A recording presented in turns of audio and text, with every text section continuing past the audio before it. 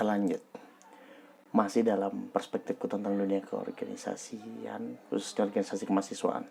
Terkhususnya nih kepada untuk teman-teman atau kawan-kawan yang ikut-ikutan dalam ikut organisasi kemahasiswaan.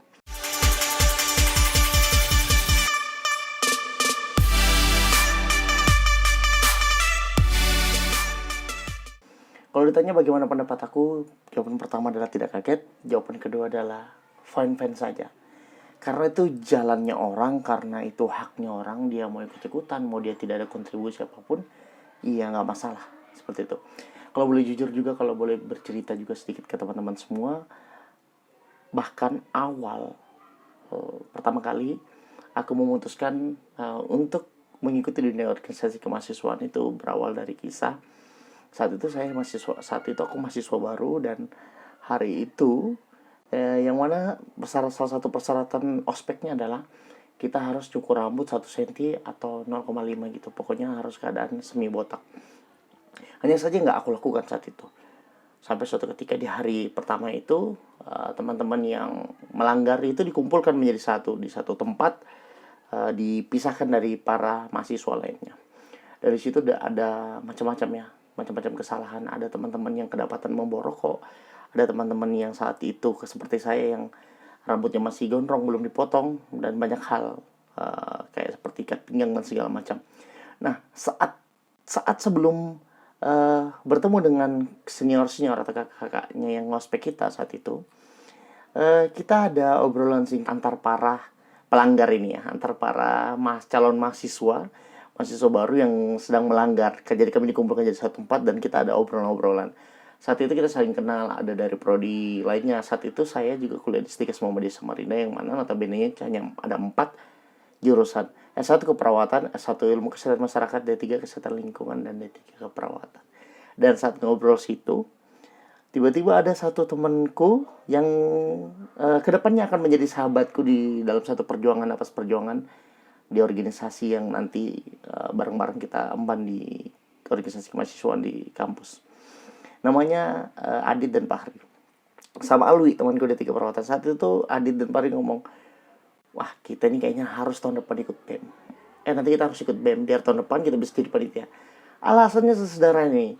Kenapa pengen jadi panitia saat itu untuk ospek tahun depan, agar bisa di saat ada mahasiswa baru yang melanggar, itu bisa dimintai rokok 1 slop. Jadi teman-teman itu, khususnya Adit, itu kedapatan bawa rokok dan koreknya disita. Ya udah, dia bilang ya kalau tahun depan kita harus ikut BEM, jadi tahun depan kita jadi panitia. Setelah kita jadi panitia, kita wajibkan para peserta mahasiswa baru yang kedapatan bawa rokok itu harus besok harinya bawakan panitia itu rokok 1 slop. Dengan alasan sepele itu membuat kita pada akhirnya memutuskan untuk ikut organisasi kemahasiswaan, khususnya organisasi tertinggi kampus internal.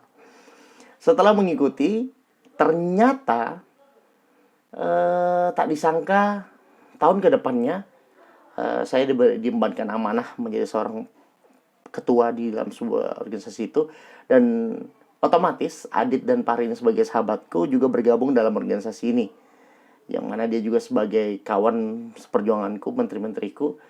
Dan tentunya kita sampai pada waktu menjadi panitia.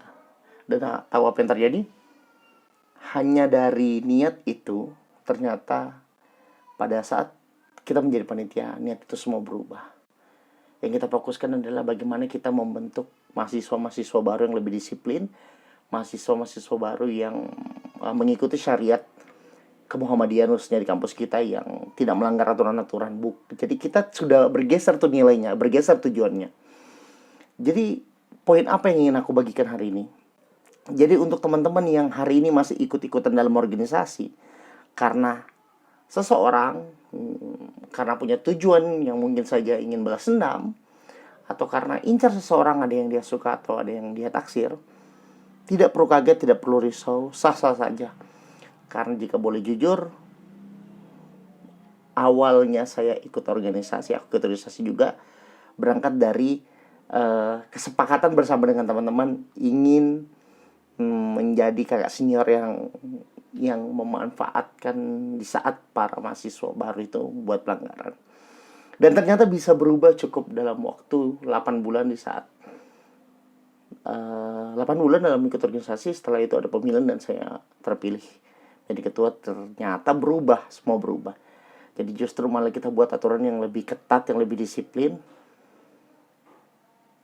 Dan inilah yang terjadi sampai detik ini. Jika masih dihubungin dan diberi kesempatan kepada oleh teman-teman kawan-kawan organisasi mahasiswa, saya bisa mungkin meluangkan waktu untuk berbagi baik pengalaman, sharing keilmuan apapun itu yang teman-teman minta.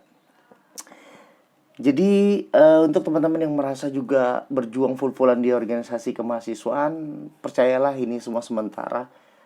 Bisa jadi hari ini kamu yang paling berjuang, tapi bisa jadi juga kedepannya kamu belum tentu lagi diharapkan. Seperti itu yang aku dapat poinnya.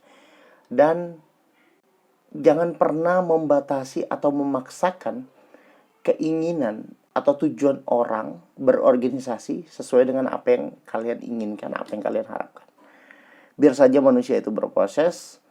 Ya kalau memang ujung-ujungnya dia sadar bahwa organisasi mahasiswa ini harus dibentuk akan dengan loyalitas, komitmen, dan totalitas tanpa disuruh, tentunya pasti orang ini akan jor-joran di organisasi ini.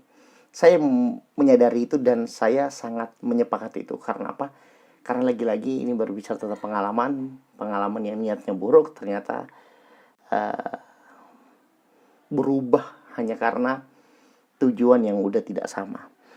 Jadi untuk kalian yang masih merasa dikucilkan karena ingin mencari ketenaran, karena naksir seorang ikut organisasi atau karena ikut teman, sah-sah saja, dilanjut saja.